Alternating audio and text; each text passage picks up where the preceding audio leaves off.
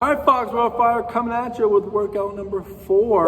Got a fun strength block here in the beginning with those goblet squats. What we're doing is we're rotating through for 16 minutes. You have 6 goblet squats with a 3-second pause in the bottom of each one.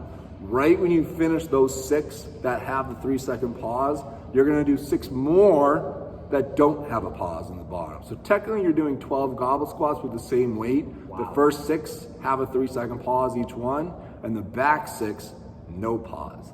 Right when you finish all 12 goblet squats, you're gonna put your weight down, drop to the floor, and give a 30-second hollow hold. Once you get the 30-second hollow hold, you're gonna rest at least 30 seconds before you go back into the goblet squats and then the hollow hold. So don't rush right back into the set. Try to give yourself a little break after you get through the goblet squats and the hollow hold. So, starting with those goblet squats with the pause, Bucky's gonna get that dumbbell or kettlebell, whatever you got, to hold it in the goblet squat position in the front rack. His feet are underneath the shoulders. He's gonna take a nice deep breath in, send those hips down and back with a tall chest. He'll count 1, 2, 3, and then we'll explode up stand tall. Take a new deep breath in, squat all the way down. 1, 2, 3, and explode up. Make sure when you get in the bottom, you're not relaxed and slouching. So don't pick a weight where you're like this, when you're rounded, your butt slouching and tucked under. Pick a weight you can maintain an active position with a tall chest, but slightly below those knees.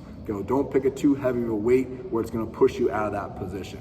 So once you finish those first 6 with a 3-second pause, he'll then go right into 6 squats where he's not resting in the bottom.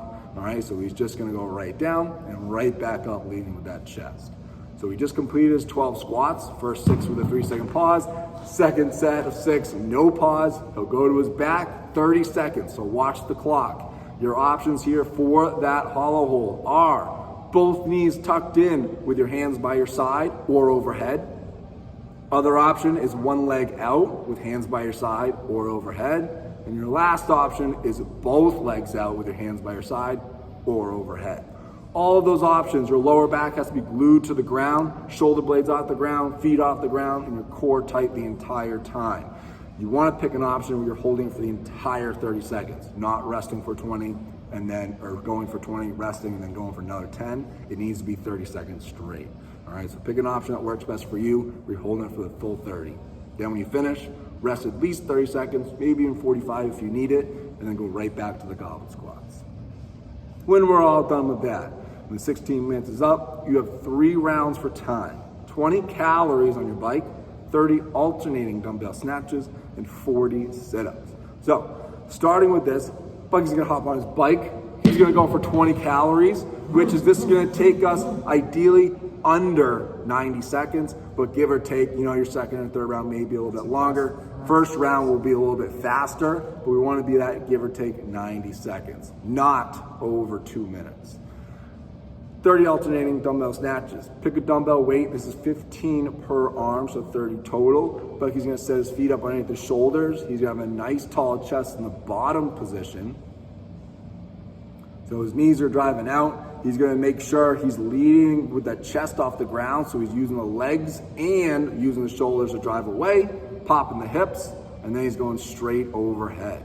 So again, come back to the floor, you make sure he has a nice tall chest, use the legs to drive away, pop the hips, and we're turning that dumbbell overhead with the bicep to the ear.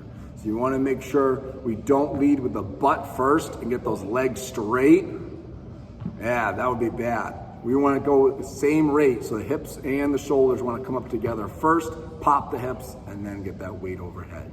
Pick something you can hang on to that dumbbell, 15 each arm, unbroken, so a nice smooth pace, okay, coming off of that bike. 40 sit-ups to finish off the round. You have those feet butterflied. You're going to be keeping that butt and lower back glued to the ground when we reach behind us, but we're touching the ground behind us, throwing those hands forward to touch our toes. Your other option would be to have your feet flat on the ground. Same thing though, you're touching the ground behind you, but you're trying to touch your chest to your thighs. All right, so you have those 2 options for the 40 sit-ups. Just make sure you're picking a smooth pace for them before you hop back on that bike for round 2 and 3. Have fun with this one, workout number 4.